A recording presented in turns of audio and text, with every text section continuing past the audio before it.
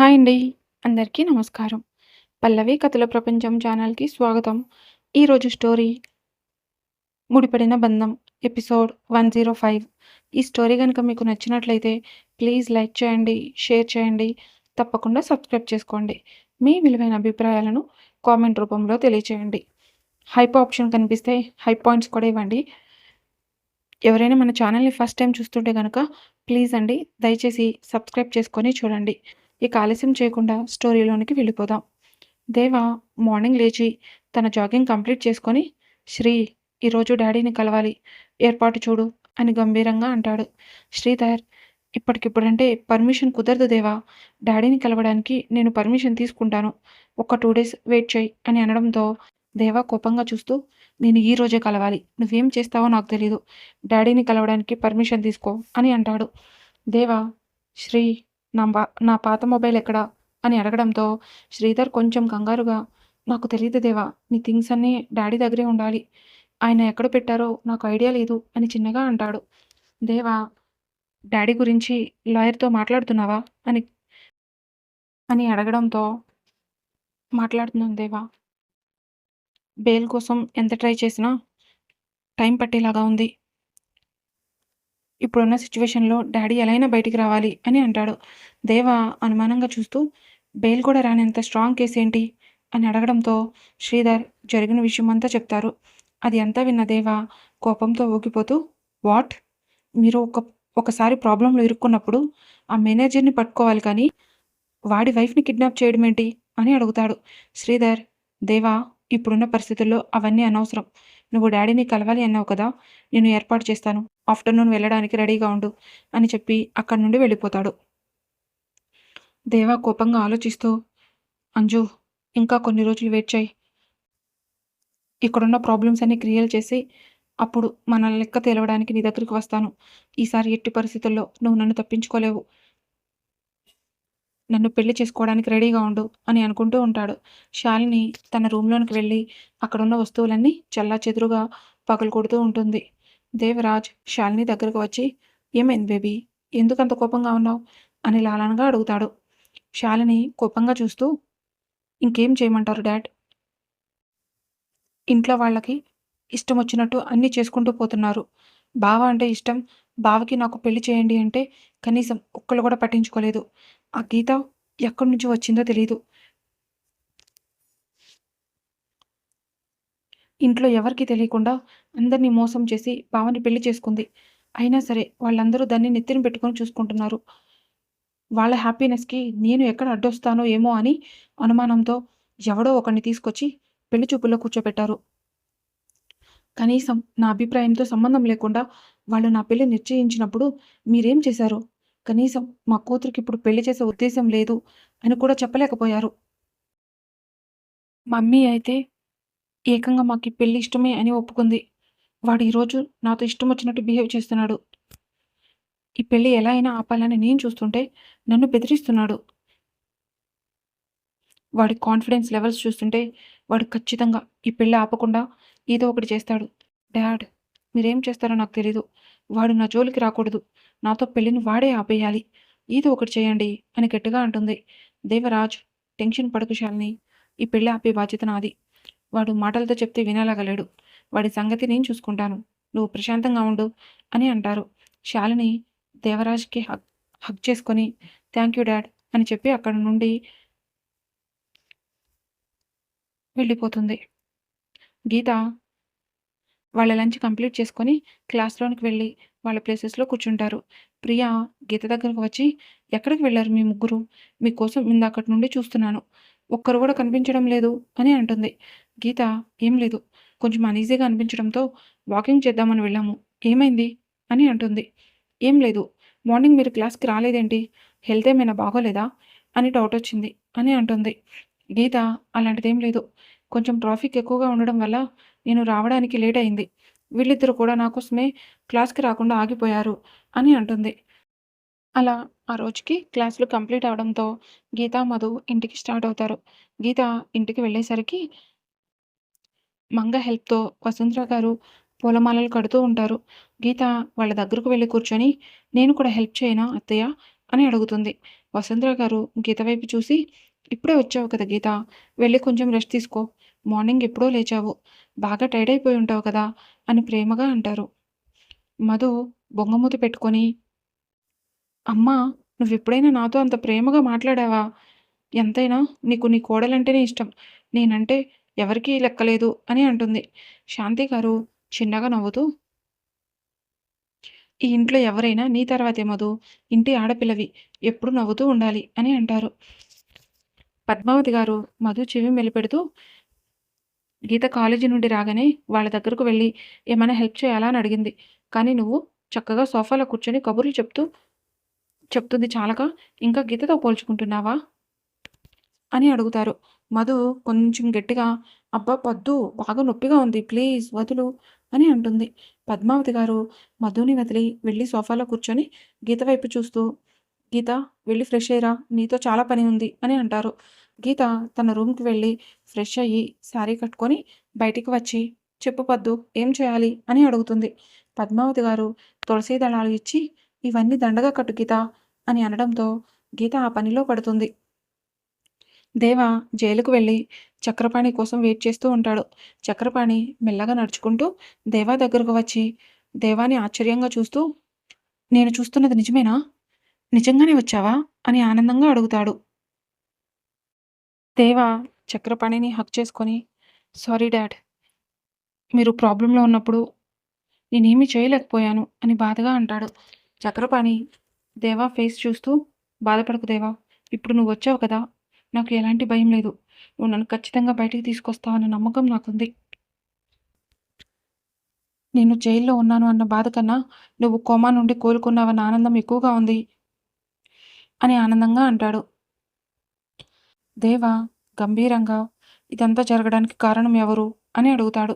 చక్రపాణి, "దేవా, వాడు మనం అనుకునేంత నార్మల్ మనిషైతే కాదు.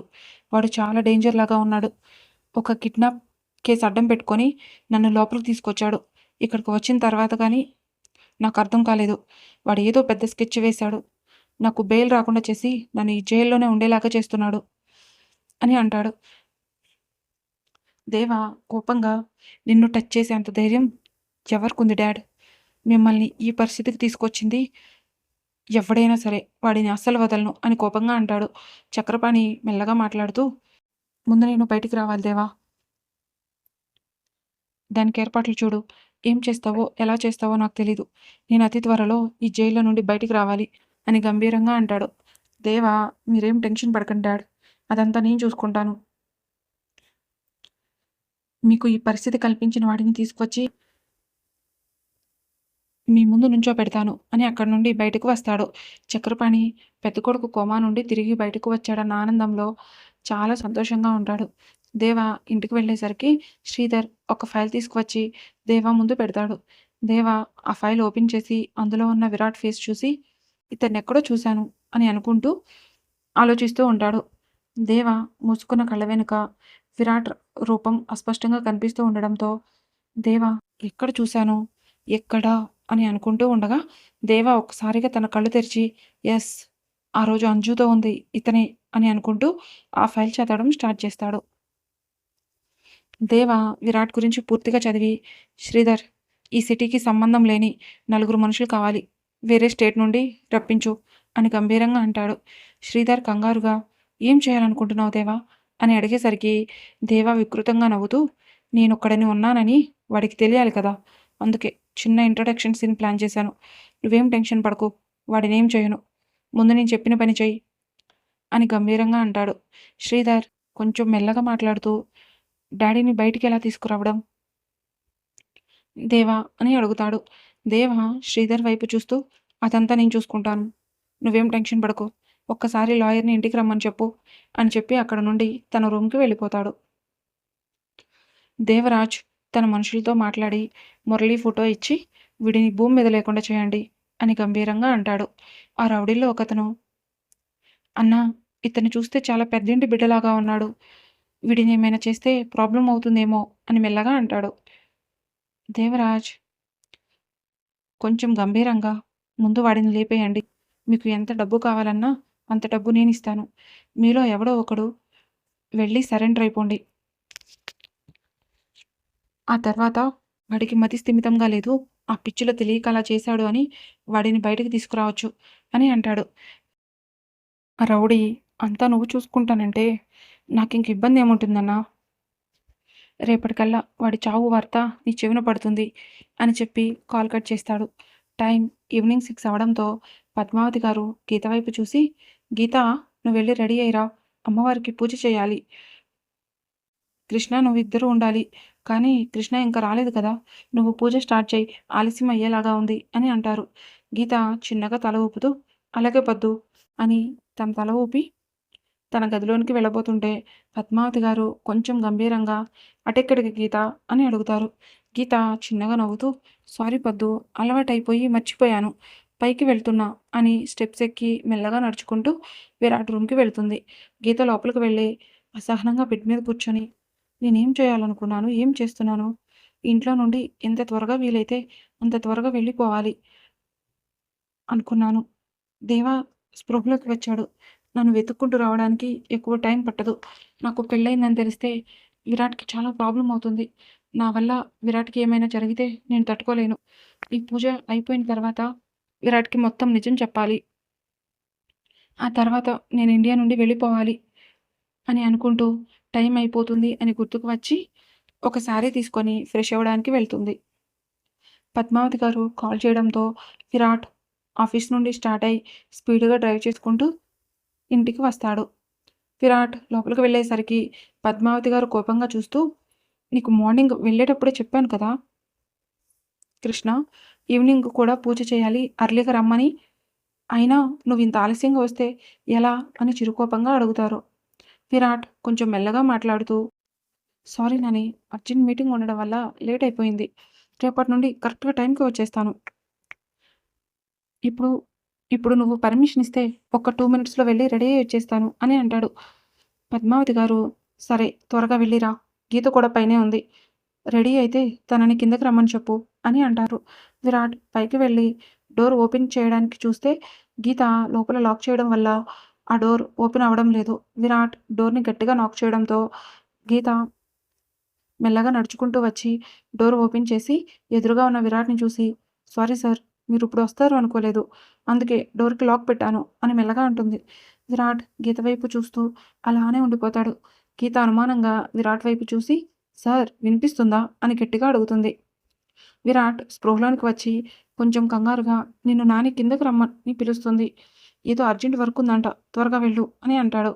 గీత అయోమయంగా చూస్తూ, "ఒక్క నిమిషం సార్, బ్యాంగిల్స్ వేసుకొని వెళ్తాను" అని లోపలికి వెళ్ళబోతుంటే విరాట్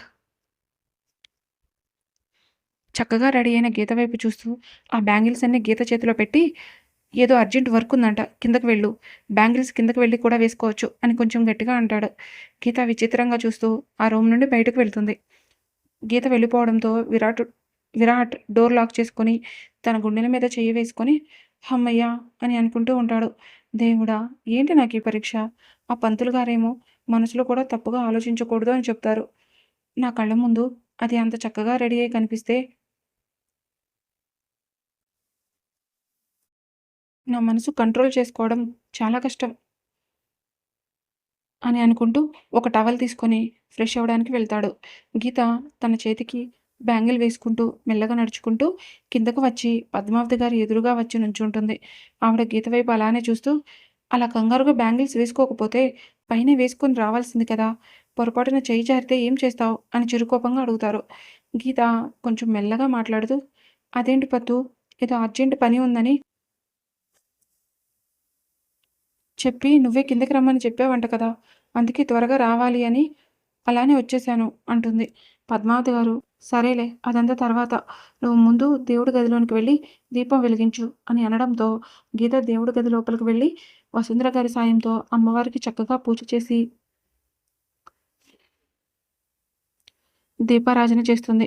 విరాట్ కూడా పంచె కట్టుకొని మెడలో పట్టు వస్త్రంతో మెల్లగా నడుచుకుంటూ కిందకి వచ్చి పూజా గదిలోనికి వెళ్ళి గీత పక్కన కూర్చొని పూజ చేస్తూ ఉంటాడు.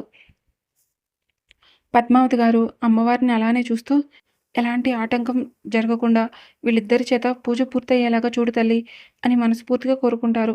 పూజ పూర్తవడంతో విరాట్ పైకి లేచి నుంచొని అమ్మవారికి హారతి ఇచ్చి మనస్ఫూర్తిగా నమస్కారం చేసుకొని అక్కడి నుండి బయటకు వస్తాడు. విరాట్‌ని అలా చూసిన శాలిని విరాట్‌ని తినేసేలాగా చూస్తూ ఉంటుంది.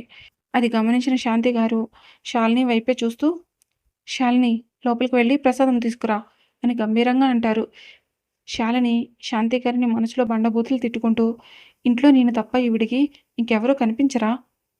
ప్రతి పని నాకే చెప్తుంది" అని అనుకుంటూ లోపలికి వెళ్ళి ప్రసాదం గిన్నె తీసుకొని బయటికి వచ్చి చూసేసరికి విరాట్ అక్కడ కనిపించడు.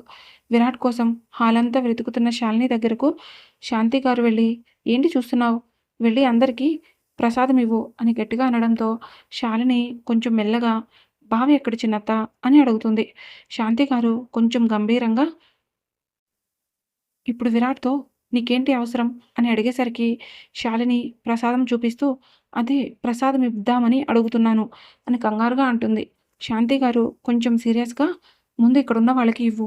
విరాట్ గురించి గీత చూసుకుంటుంది" అని చెప్పి అక్కడి నుండి వెళ్ళిపోతారు. ఈ రోజుకి స్టోరీ ఇక్కడితో ముగిసింది. మరలా నెక్స్ట్ ఎపిసోడ్‌తో కలుసుకుందాం. మీకు గనక ఈ స్టోరీ నచ్చినట్లయితే ప్లీజ్ లైక్ చేయండి, షేర్ చేయండి. తప్పకుండా సబ్స్క్రైబ్ చేసుకోండి.